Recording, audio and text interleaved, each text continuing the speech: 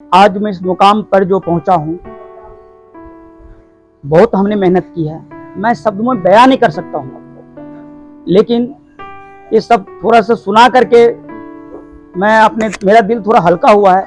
मैं शब्दों में बयां नहीं कर सकता हूं कि मेरी जो पीछे कितना मतलब दर्द भरी कहानी है,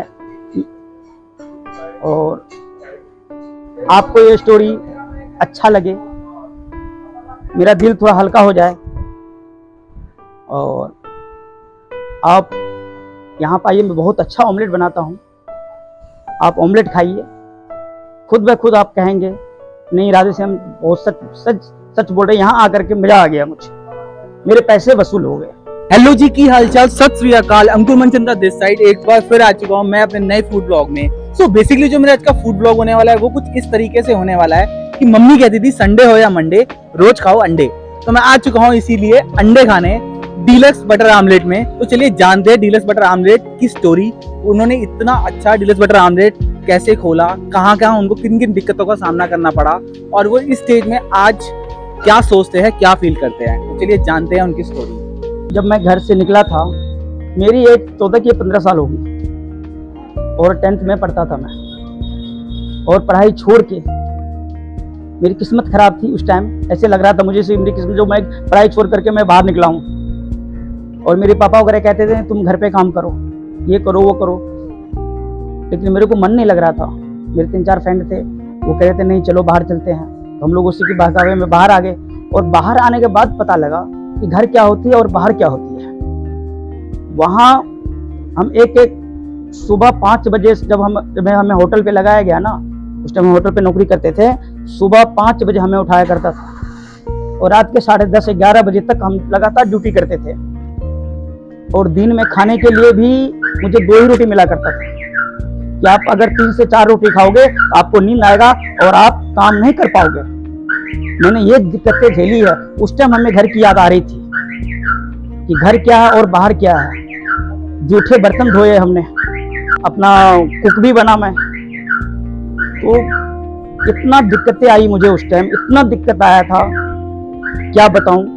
वो कहानी अगर मैं दोहराता हूं तो मेरे आंख से आंसू आ जाते हैं। लेकिन करे क्या, उस टाइम मजबूरी थी। घर से भी भाग निकले थे, घर भी हम नहीं आना चाहते थे। तो मेरे पापा बोलते मर तू घर से निकल गया फिर दोबारा घर पे आया हो, इसलिए मैं आना नहीं चाह रहा था। फिर मैंने वहाँ पे जो नौकरी की, 3-4 होटल में नौकरी की है, एक जगह तो नहीं किया हमने। कहीं पे काम करते वहाँ पर पैसे नहीं मिले। 2 महीने मैंने काम किया, वहाँ पर पैसे नहीं मिले। सरदार जी ने मुझे पैसे नहीं दिए।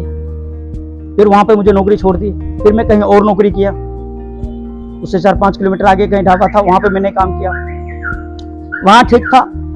फिर उनके बाद मैं संगरूर जिले में एक दीपक ढाबा पड़ता है, जो मैंने वहाँ पे काम किया स्टार्ट। और वहाँ से मैं थोड़ा काम भी सीखा और थोड़े पैसे भी आने लग गए।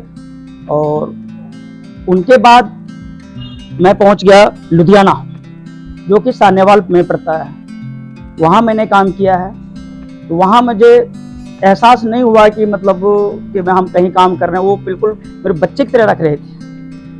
मैं रोहिणी आया, मेरे कोई संपर्क में था यहाँ रोहिणी में, तो उन्होंने मुझे बुलाया कि आप राधेश्याम आप यहाँ पे आ जाओ, मैं आपको काम दिलवाता हूँ। जब मैं रोहिणी आया तो रोहिणी में मैं 1 महीना करीब बैठा। कभी कह रहे थे मैं वहाँ काम करवाता हूँ, कभी यहाँ कभी वहाँ। 1 महीने में उनके रूम पे बैठकर खाना खाया हूँ, काम ही नहीं मिल रहा था। फिर मेरे लिए तो भगवान ही समझिए आप। उन्होंने मुझे सलाह दी कि आप बैठे हो, काम आपके पास, सब हुनर आपके पास है, आप अपना काम करो, क्यों नौकरी के चक्कर में बैठे हो आप। तो मुझे डर लग रहा था कि दिल्ली में पहली बार आया था। पहले तो क्योंकि पंजाब में रहता था, दिल्ली में पहली बार आया था, तो मुझे कुछ यहाँ पे पता नहीं था कि मैं काम कहाँ से स्टार्ट करूँ, नहीं करूँ। तो किसी ने बताया कि आप कार्ड से स्टार्ट करो, किसी ने बताया कि आप कार्ड से स्टार्ट करो। तो मुझे तो डर भी लग रहा था, लेकिन उस टाइम मेरे उतने पैसे नहीं थे मेरे पास। तो मैंने किसी से 1000, किसी से 500 ऐसे पकड़ करके ना 2005 में अगस्त में 5 या 6 अगस्त को मैंने कार्ड लगाया ये सेक्टर 13 में भगवती हॉस्पिटल पड़ता है, वहीं पे लगाया था। और वहाँ से मैंने स्टार्ट की काम। जो मैं ऑमलेट बनाता था उस टाइम तो 2-3 आइटम हुआ करते थे, ऑमलेट, हाफ फ्राई, भुर्जी, बस 3 आइटम मैंने सीखा था होटल में, मैं वही बनाता था। और उनके बाद धीरे धीरे अपना बनाता गया। मेरा काम बहुत अच्छा था वहाँ पर, जब मैं काट लगा रहा था बहुत अच्छा था। कम से कम 1 से 8 घंटे की उस टाइम वेटिंग थी हमारी।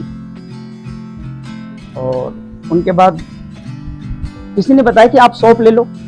मैं कि नहीं, मैं शॉप तो नहीं लूँगा, तो यही ठीक है। कह रहे नहीं, यहाँ पर आप मतलब कस्टमर इतना हो रहा है, आपके पास ये नहीं है, वो नहीं, मुश्किल हो रहा है मुझे यहाँ पर। यहाँ कभी आप लगाते हो, कभी नहीं लगाते हो, कभी पुलिस वाले बंद करवा रहा है, कभी एमसीडी बंद करवा रहा है। जिस जगह में लगा रहा था दोनों तरफ सोसाइटी पड़ता था, कभी सोसाइटी में शादी हो, विवाह हो, कीर्तन हो, भजन हो, मेरी बंद। अब कस्टमर का फोन आए, भैया कहाँ हो? मैं कहा सर मेरी तो आज यहाँ तो कीर्तन भजन हो रही है, रेडी कहाँ से लगेगी? अरे राधे श्याम, मैंने बताया आपको आप शॉप लो, आप शॉप क्यों ले रहे हो? मैं कहा सर इतने पैसे मेरे पास नहीं है, मैं कहाँ से लूंगा शॉप? मैं यहाँ पर 500, 700, 800 रुपए कमाने वाला बंदा, कहाँ से मैं शॉप ले लूंगा? शॉप लेने के लिए 2 से 2.5 लाख रुपए चाहिए। नहीं तो मैं आपको शॉप दिलवाता हूँ, आप ले लो शॉप। मैं कि नहीं सर, मेरे पास में पैसे नहीं है, मैं शॉप रिस्क नहीं लूंगा। मैं 10-12 साल, 15 साल, 20 साल जो मैंने झेला है ना, वो अब मैं अभी नहीं झेलूंगा। मैं खुद के बलबूते पे देखता हूँ, अगर मेरे पास पैसे होगा तो मैं शॉप लूंगा। बस मैं ऐसे काम करता गया। 2011, हाँ 2012 की बात है। वहां पे SHO साहब आए थे, उन्होंने मेरी रेहड़ी बंद करवा दी। कह रहा आपके यहाँ पर भीड़ बहुत लगता है, ये है वो है, आप यहाँ से बंद करो। अब तो मेरे पेट पे लात लग गया, अब क्या करूं? उनके बाद मेरे 2 महीना रेहड़ी बंद रहा और 2 महीने में बैठ करके खाया, क्योंकि मुझे काम नहीं मिल रहा था।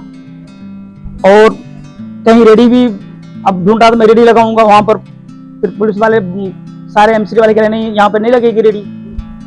और जहां मेरी रेहड़ी लग रही थी वहां तो बिल्कुल मना हो गया कि नहीं, यहाँ अगर लगाओगे तो आपका चालान कट जाएगा, ये करना है, वो हो जाएगा। 2 महीने में जो बैठ के खाया रोहिणी में। उनके बाद किसी मेरे संपर्क में कस्टमर था, उन्होंने बताया कि आप एक छोटी सी पिलर जो है ना आरती कॉम्प्लेक्स में, वहां ले लो आप। मैं कितना सर आया होगा इनका रेंट? कह रहे 6,000 रुपए। मुझे ज्यादा लग रहा था 6,000 रुपए, क्योंकि मैं उतना रेंट कभी दिया ही नहीं था। तो कह रहे नहीं आप ले लो, कोई बात नहीं, आप यहाँ पर 2 महीने से बैठे हो, काम चल जाएगा आपका। तो मैंने किसी तरह से पैसे एडजस्ट करके आरती कॉम्प्लेक्स में मैंने छोटी सी एक पिलर ली और वहां फिर मैंने स्टार्ट किया। तो 6 महीने तो मेरे थोड़े बुरे दिन गुजरे, क्योंकि कस्टमर को पता नहीं था कि राधेश्याम आखिर गए कहाँ। उस टाइम उतना कॉन्टेक्ट नंबर भी नहीं था कि मैं किसी के संपर्क करे हमसे। तो धीरे धीरे संपर्क होता गया, तो छोटा सा पिलर से मैं इस मुकाम पर यहाँ पहुंचा। सो भैया ने मुझको दिया है स्पेशल मोरक्को चीज आमलेट, जो कि बहुत यमी लग रहा है। जैसा कि इसकी शक्ल बता रही है, इसमें भैया ने प्याज की लेयर लगाई है, एक टमाटर की लेयर लगाई है, और प्लस एक मुझे दिख रही है एक वाइट कलर की बॉइल्ड एग की लेयर। ये सच में बहुत स्पेशल है। ऐसा आमलेट मैंने आज तक कभी जिंदगी में नहीं खाया। दिखने में इतना स्पेशल लग रहा है, खाने में तो मैं समझ लो मैं बोल ही नहीं सकता, इतना पानी आ रहा है। लबाबदार ब्रेड आमलेट मैं खाने वाला हूँ, भैया का स्पेशल मोरक्को चीज आमलेट। सो एक नंबर है बॉस। हल्की सी मिर्ची जो कि फ्लेवर दे रही है इसको, एक सॉफ्टनेस जो बॉइल्ड एग में इन्होंने डाली है, ऊपर से जो लेयर लगाई है वो सॉफ्टनेस, और चीज की सॉफ्टनेस में बहुत सॉफ्ट लग रहा है ये। एंड जो उसका प्याज का टेस्ट आ रहा है कच्चा, और टमाटर का टेस्ट आ रहा है, वो बिल्कुल मिक्स एंड मैच हो रहा है। मतलब इनके हाथ में जादू है। इन्होंने सच में जो इन्होंने एक इनका मेहनत था, इन्होंने काम किया था एक ढाबे पे, जैसे इन्होंने बताया था, उनसे जो चीज़ें इन्होंने सीखी वो सच में इन्होंने डाली है अपने ब्रेड आमलेट में। हेल्दी ब्रेड आमलेट है, क्योंकि अमूल बटर में बनाते हैं, ब्राउन ब्रेड का यूज़ करते हैं। मैं चाहता हूँ कि आप यहाँ पर आइए, इनकी हरी चटनी खाइए, जो कि मैं आपको भी टेस्ट करके बताता हूँ कैसी है। जैसे बताते हैं घर वाली टाइप, मतलब नेचुरल तरीके से बनाते हैं।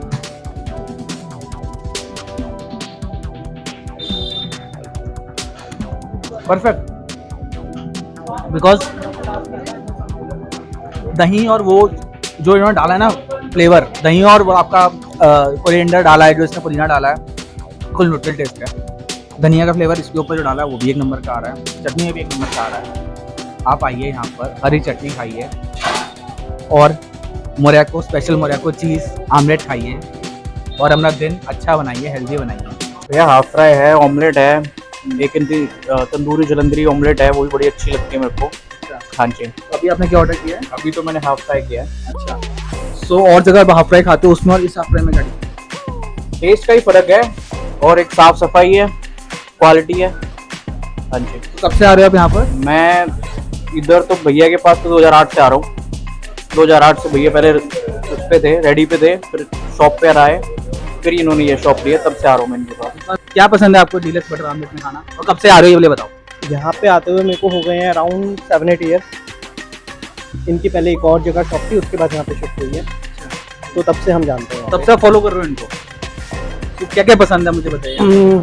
मेरा यहाँ का सबसे मोस्ट फेवरेट जो है अंडा चाट। अंडा चाट? या अच्छा, उसमें क्या पसंद और है? मैं एक्चुअल बताऊँ, मेरे को वो यहीं पे ही मिला, और जगह मिला भी नहीं है। वो बॉइल्ड एग्स होते हैं, उसको एक ग्रेवी में वो बना करके ऐसा चाट फ्लेवर बना करके देते हैं, विद ब्रेड आप यूज़ कर सकते हो, काफ़ी अच्छा लगता है।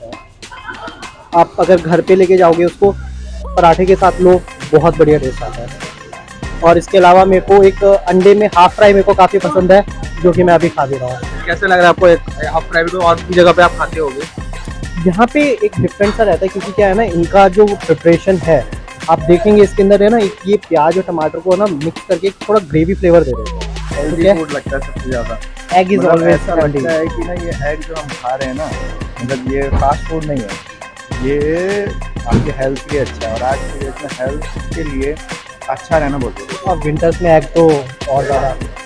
इसलिए सब कहते हैं, कपिल पाजी भी कहते हैं अब तो हमारे, संडे हो या मंडे रोज खाओ अंडे।